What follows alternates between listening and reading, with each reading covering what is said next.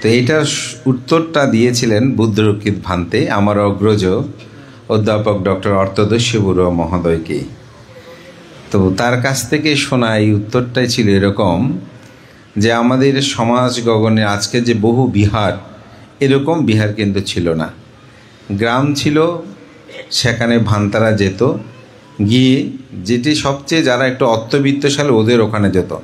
অর্থবিত্ত বলতে টাকা পয়সা না, জায়গা জমিন বেশি, গরু ছাগল বেশি, সেই পরিবারে গিয়ে বসত।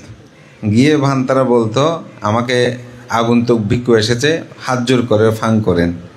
তা হাত জোর করে ফাং করতো, ভান্তে শিখিয়ে দিত, ভান্তে আপনি এসেছেন, আজকে দুপুরের ফাং করছি, আপনি দুপুরবেলা এখানে আহার গ্রহণ করবেন। তো পাড়াপড়শি সবাই মিলে এসে তাড়াহুড়া করে ভান্তের জন্য স্বয়ং বা পিণ্ড রান্না করা ব্যস্ত, আর ভান্তে সেখানে বসে ধর্মদান করত। তারপর স্বয়ং আদি কর্ম শেষ হওয়ার পরে তো ভান্তে বলতো একটু দক্ষিণা দিতে হয়, থালের মধ্যে একটু পানি দিলে দেওয়ার সময়। তো অনেক সময় সেখানে 1 পয়সা 2 পয়সা 4 আনা পর্যায়ক্রমে এটা দিয়ে উৎসর্গ করত, পাথেয় হিসেবে সেটা প্রদান করত। যদি একেবারে এমন হতো, তখন যেহেতু দ্রব্য বিনিময়ে মানুষ বেচা কিনা করত, দ্রব্য বিনিময় তো বুঝেন, এই জিনিস দিলে আপনি ওটা পাবেন।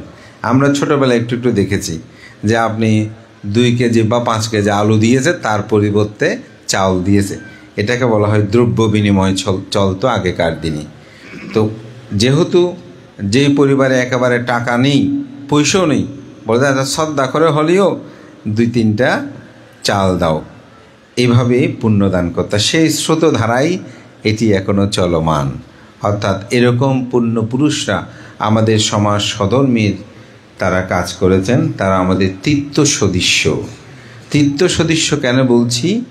বৌদ্ধ ত্রিপিটক শাস্ত্র নয়, আমরা ধর্মশাস্ত্রে 4-5 প্রকারের তীর্থ দেখতে পাই।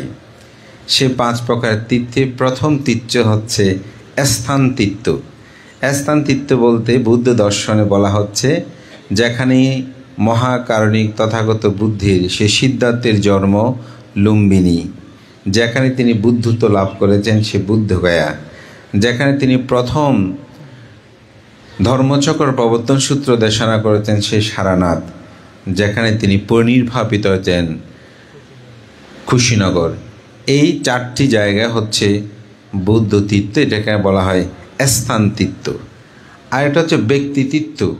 বুদ্ধকে দেখে, তার শ্রাবক সঙ্গ দেখে, ভিক্ষু সঙ্গকে দেখে, অরহতকে দেখে, গুণবান শীলবান ভিক্ষুকে দর্শন করে যে পুণ্য হয় সেটাকে বলা হয় ব্যক্তি তীর্থ। আরেকটি তীর্থ আছে, সেটা হচ্ছে ধর্মতীর্থ।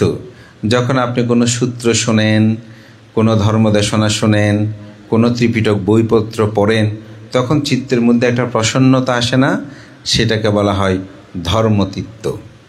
আরেকটি তীর্থ আছে, সেটা হচ্ছে চিত্ততীর্থ। যখন আপনার ভাবনায় বসেন, চিত্তটা খুব উন্নত হয়, চিত্তটা লোভ দেশ মোহ শূন্য হয়, চিত্তের মধ্যে প্রসন্নতা আসে, সেটাকে বলা হয় চিত্ততীর্থ। আরেকটা হচ্ছে কার্যতীর্থ। কার্যতীর্থকে যখন কোনো পুণ্যকর্মের আয়োজন করেন, কোনো বিশাল হয়তো সূত্রপাঠের আয়োজন হচ্ছে, সংবাদান হচ্ছে, কঠিন জীবন দানতীর্থের মাধ্যমে মানুষের চিত্ত যখন প্রসন্ন হয়, তখন সেটাকে বলা হয় কার্যতীর্থ। তো আমি এই কথাটা এই জন্যই বলছি, আমাদের পরম শ্রদ্ধেয় বুদ্ধরক্ষিত মহস্তবের মহোদয়, তিনি আমাদের কাছে একজন ব্যক্তি তীর্থ। তাকে দেখলেই, তার কথা শুনলেই চিত্তটা প্রসন্ন হয়, অন্তর্জগতের মধ্যে একটি প্রসন্নতা ভাব জাগ্রত হয়, নির্মলতা হয়, যার কারণে এটি তীর্থ সদৃশ্য আমাদের কাছে। আমাদের কাছে পিতামাতাও তীর্থ সদৃশ্য। কেন? পিতামাতা দেখলে, তাদের প্রতি শ্রদ্ধা করলে, সম্মান করলে, গৌরব করলে আমাদের মধ্যে সেই চেতনা, বট্ট অন্তরের নির্মলতাটা জাগ্রত হয়।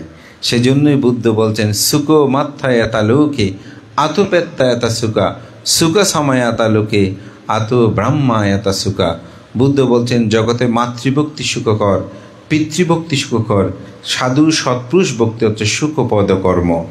আজকে তাদের সে পরম মাতা পরিবালা বড়ুয়াকে স্মরণ করতে গিয়ে তার তিথি উপলক্ষ করে এই মাতৃপূজা কর্ম সম্পাদন করছেন।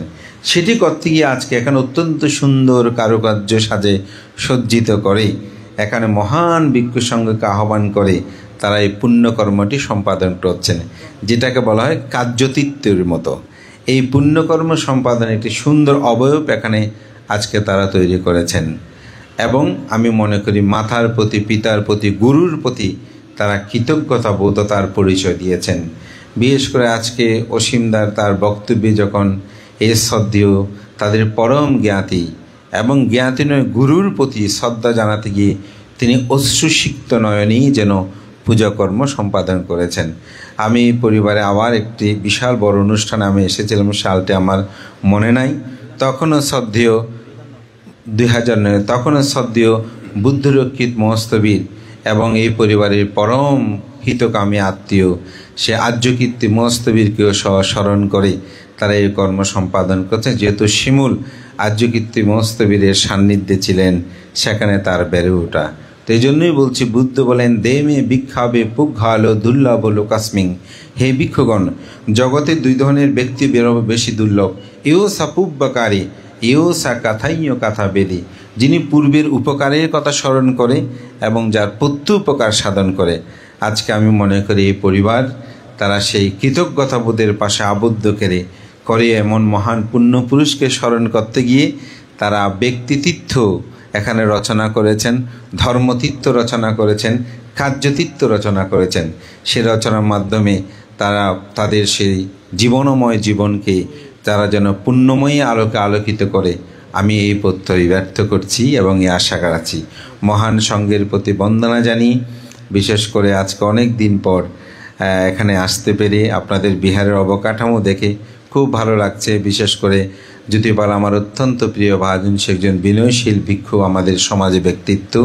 তার যে ধর্ম অভিযান, আমি মনে করি তার প্রতি শ্রদ্ধা রেখে যদি এই কার্যাদি সুসম্পন্ন একটি সুরম্য বিহার নির্মিত হবে। এবং ভালো লাগছে প্রাচীর নির্মাণ, যেটা সবচেয়ে গুরুত্বপূর্ণ। আপনারা দেওয়ালের মাধ্যমে প্রাচীর নির্মাণ করে এই প্রতিষ্ঠানকে সুদৃঢ় করার প্রত্যয় যে অগ্রযাত্রা, এটি যেন অব্যাহত রাখুন। এটি আমাদের কাছে সে স্থান তীর্থ সদৃশ্য। এখানে চেনি রাজার কথা বললে ইতিহাস সমৃদ্ধ। তাই আমি মনে করি তীর্থগুলোকে সংরক্ষণে আপনারা সজাগ থাকবেন, ভিক্ষু সংঘের প্রতি শ্রদ্ধা রাখবেন। একজন মানুষের সব গুণ থাকে না, কিন্তু গুণগুলো বেছে নিতে হয়।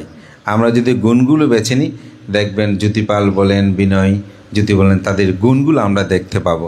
সেদিকে ভালোবেসে সামনে যখন অগ্রসর হব, তখন জাতি, সমাজ, সধর্মী আমাদের শাসন সদ্মের কল্যাণে ভিক্ষু সংঘদের নিবেদিত জীবনগুলোর মাধ্যমে এই জাতি সমাজ সমৃদ্ধ হবে। বুদ্ধরক্ষিত ভান্তে একদিন সৃষ্টি হয়নি, তার সাধনাময় জীবনে তিনি বুদ্ধরক্ষিত হয়েছেন। সুতরাং সবাইকে সেই সুযোগটা দিয়ে তাদেরকে রক্ষা করতে হবে। আমি সেই আহ্বান রেখে মহান সংঘকে বন্দনা জানিয়ে রিপন সহ শিমুল এবং অসীম বুট্টু তাদের পরিবারের তাদের পুত্রবধূ সহ এই পুত্রবধূ সহ যারা আজকে এই পরিবারকে সমৃদ্ধ করছেন, তারাও যেন আমি মনে করি পূর্বের ইতিহাসকে স্মরণ রাখে এবং তাদের বিশেষ করে বিক্রদন বাবু এবং পরিবার তাদের সহজ সরল ধর্মময় জীবনযাপনের প্রভাবে আমি মনে করি আজকে তারা সমৃদ্ধ হয়েছেন। এই সমৃদ্ধতার জয়গান অব্যাহতকে এই প্রত্যয় ব্যক্ত করে আমার সংক্ষিপ্ত ধর্মকথা এখানে শেষ করছি। জগতের সকল প্রাণী সুখী হোক।